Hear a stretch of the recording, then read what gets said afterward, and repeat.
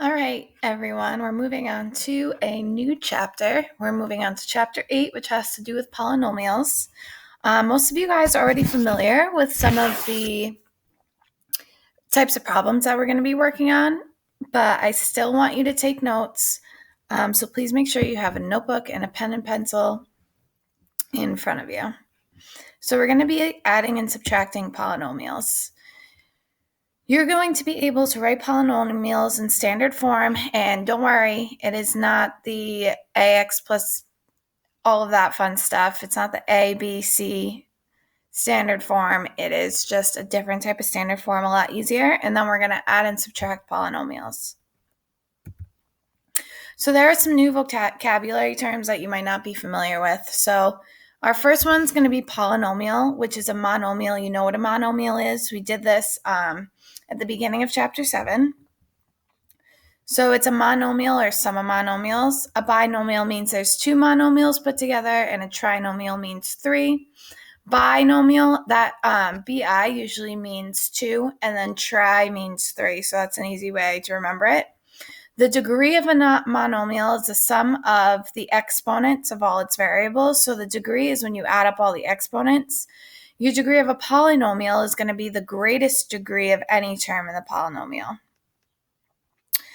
Writing a polynomial in standard form is just putting your terms in order from greatest to least. So we'll have some practice doing that. And then you're going to be hearing the word leading coefficient, which just means the number in front of your highest degree. So here is an example of identifying a polynomial. So we're going to determine if each expression is a polynomial, and if it is, then we're going to find its degree and determine whether it's a monomial, binomial, or trinomial. So here I have 6x minus 4. There are two parts to this equation right here. So I know that, yes, it is a polynomial. It's also a binomial because it has two separate parts, the 6x and the negative 4. And then my exponent has a 1 that we can't see, so this binomial has a degree of 1. My next example, I have x squared plus 2xy minus 7. I have three parts of my equation. So this is a polynomial because we're not dividing anything. There's no negative exponents. So this is a polynomial. It's considered a trinomial because I have three different parts. And it has a degree of 2 because when we're looking for the degree of a polynomial, we're taking the largest degree, we're taking the largest exponent, and my largest exponent here is 2. So yes, it's a polynomial. It has a degree of 2, has three parts, so it's a trinomial, and the three separate parts are x squared, 2xy, and then negative 7. So here I have division. Also when dividing this expression, I'm going to get a negative exponent with the b's. So right away, because I'm dividing and I'm going to end up with a negative exponent, this is not a polynomial because two monomials are being divided. So I'd like you to take a second and try on your own.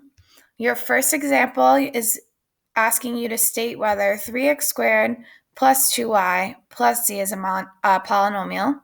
If it is a polynomial, tell me whether it's a monomial, binomial, or trinomial. Take a second and submit your answer into Edpuzzle.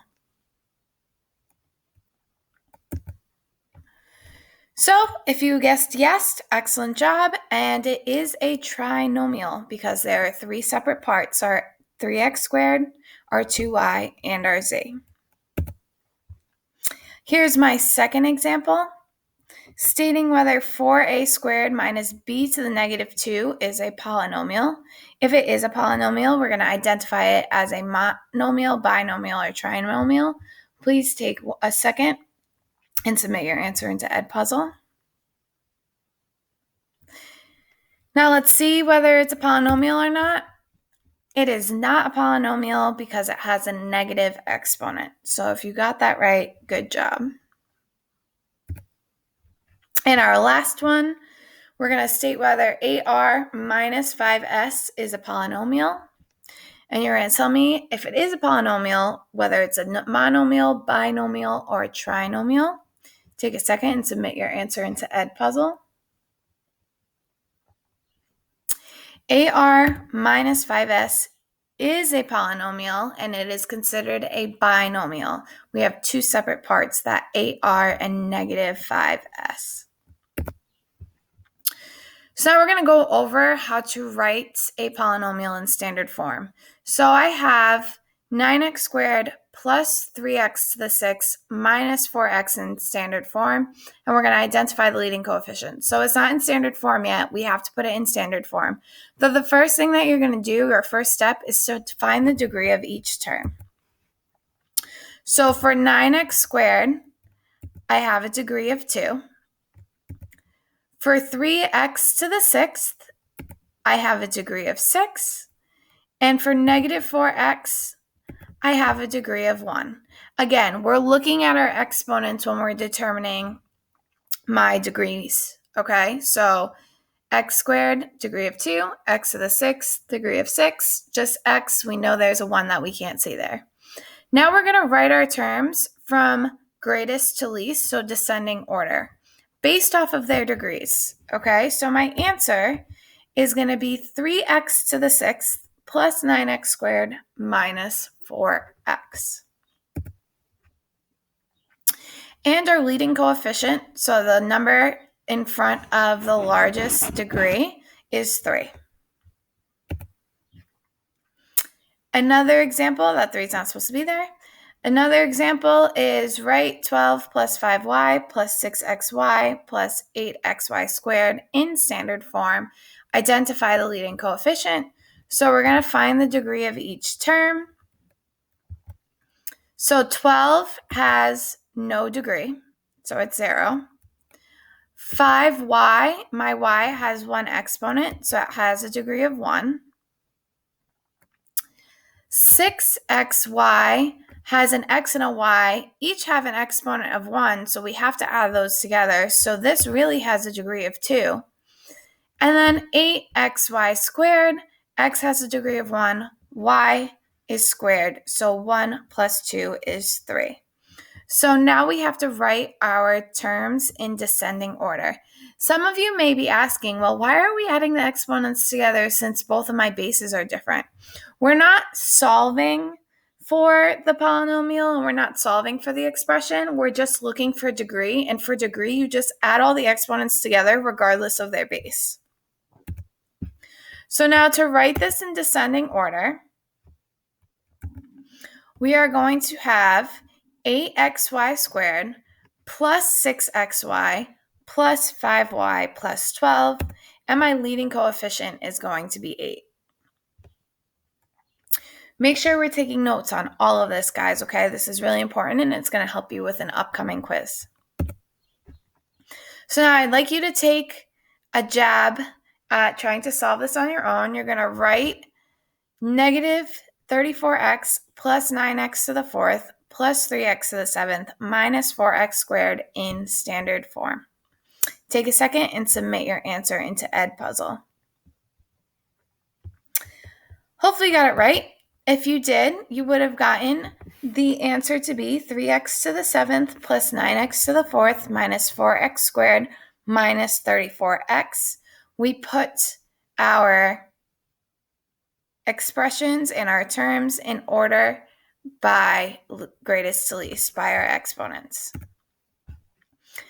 Our second example, identify the leading coefficient of 5m plus 21 minus 6mn plus 8mn to the third minus 72n to the third when it is written in standard form. So you got 2 steps here, guys. You need to write this in standard form first, and then you need to tell me what the leading coefficient is.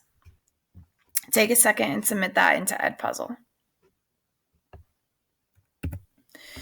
So standard form of this equation is 8mn to the third. Remember, we have an m and we have n to the third, so we have to add those exponents. So that's going to give me a degree of 4. Minus 72n to the third, which has a degree of 3. Minus 6mn, which has a degree of 2. plus 5m, which has a degree of 1, plus 21, which has a degree of 0. Okay, so greatest to least. And then our leading coefficient is going to be 8.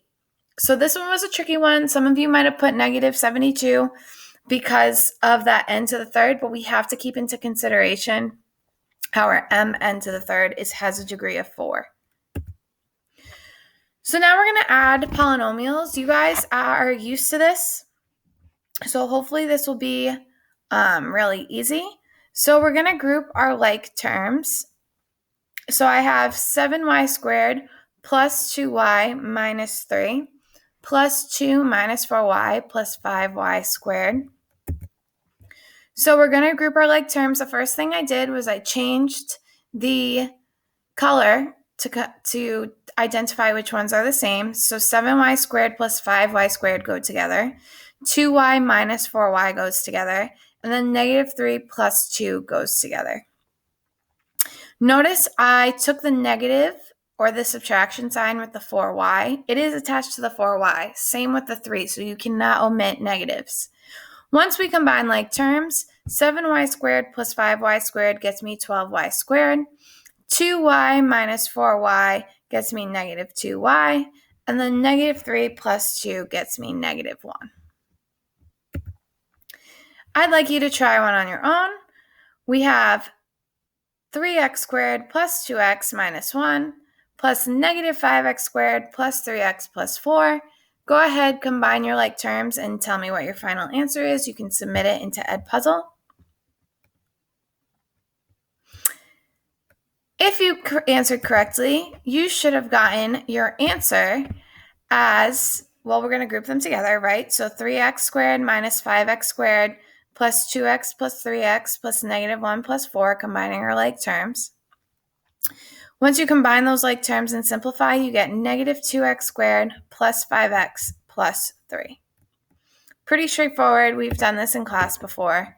Now you're going to subtract polynomials. So we have to find 6y squared plus 8y to the fourth minus 5y. And we're going to subtract 9y to the fourth minus 7y plus 2y squared. Our first step is to group our like terms. So I'm going to put colors according to which term goes to which. So 6y squared goes with 2y squared. 8y to the fourth goes with 9y to the fourth. And negative 5y goes with negative 7y. We have to, okay? So notice that there's a negative between my two parentheses. We have to distribute that subtraction sign to my second equation. So we have to distribute the subtracted sign to each part of my second equation. So it's going to change the second equation to negative 9y to the fourth plus 7y minus 2y squared. Now we can regroup our like terms. So I'm going to get 8y to the fourth minus y to the fourth plus 6y squared minus 2y plus negative 5y plus 7y. So again, distributing that subtraction sign to the whole entire second set of terms is very, very important.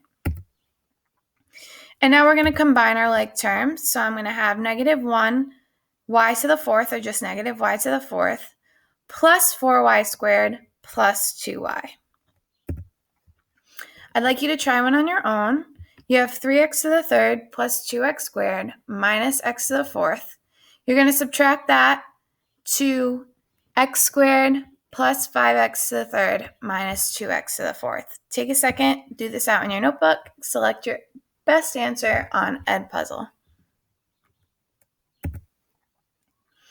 So for our answer, all done out, we are going to color coordinate and group our terms together. So 3x to the third is going to go with 5x to the third.